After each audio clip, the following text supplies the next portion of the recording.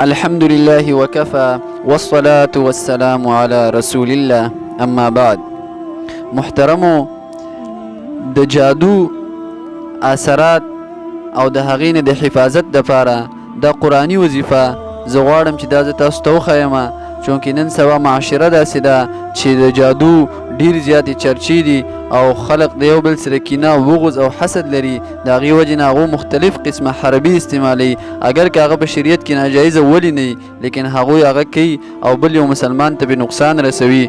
نو لهذا زه غواړم دا چې تاسو ته د قرآني آیات وښیم چې د هغې په ذریعې سره تاسو د جادو د اثراتو نه محفوظه شئ. دا د سورې انفال دا یو آیت کریمه دی. دا آیاتو په کثرت سره وایي او په ځان به یې فوکئ.